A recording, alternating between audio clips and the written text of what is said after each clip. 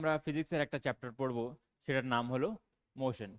আচ্ছা, এবার আমরা দেখে নিই যে মোশন কত রকমের হতে পারে।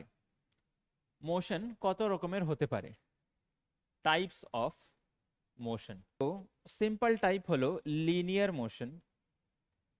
লিনিয়ার মোশন, লিনিয়ার মোশন মানে কি? লিনিয়ার মানে স্ট্রেট লাইন। তার মানে বডিটা আইদার স্ট্রেট এইদিকে যাচ্ছে, সামনে যাচ্ছে, বা পেছনে আসছে, অর উপরে যাচ্ছে স্ট্রেট, বা নিচে আসছে। এটা হলো linear motion. Second type rotational motion. বডিটা এক জায়গায় আছে কিন্তু ঘুরছে, একই জায়গায় আছে কিন্তু ঘুরছে।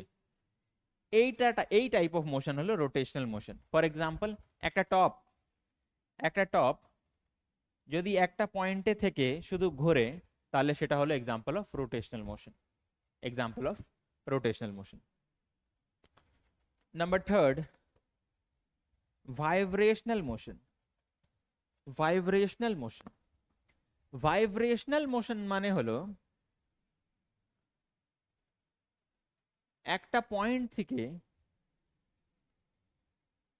বডিটা তার আশেপাশে টু অ্যান্ড ফ্রো মুভ করছে। To and fro, to and fro, to and fro মানে যাতায়াত করছে, গেল এলো, গেল এলো, গেল এলো। যেরকম example of simple pendulum. Pendulum কিরকম হয়? মিন পজিশন থেকে ছেড়ে দিলে, একটা এক্সট্রিম পজিশন করে ছেড়ে দিলে, ওটা আবার মিন পজিশনে এসে আবার এই দিকে এক্সট্রিম পজিশনে চলে যায়, আবার এখান থেকে মিন পজিশনে আসে, আবার এই দিকে এক্সট্রিম পজিশনে চলে যায়। এটা মিন পজিশনের অ্যারাউন্ডে টু অ্যান্ড ফ্রো মুভ করছে। টু অ্যান্ড ফ্রো মানে তার আশেপাশে যাতায়াত করছে। এরকম টাইপ অফ মোশনকে বলা হয় ভাইব্রেশনাল মোশন। এরকম টাইপ অফ মোশনকে বলা হয় ভাইব্রেশনাল মোশন। আমি দেখাচ্ছি একটা পেন্ডুলাম।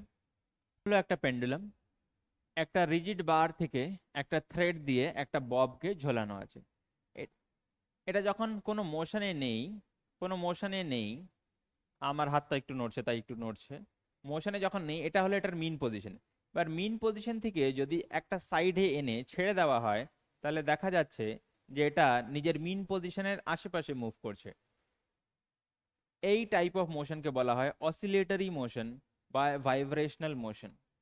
অসিলেটরি মোশন বা ভাইব্রেশনাল মোশন।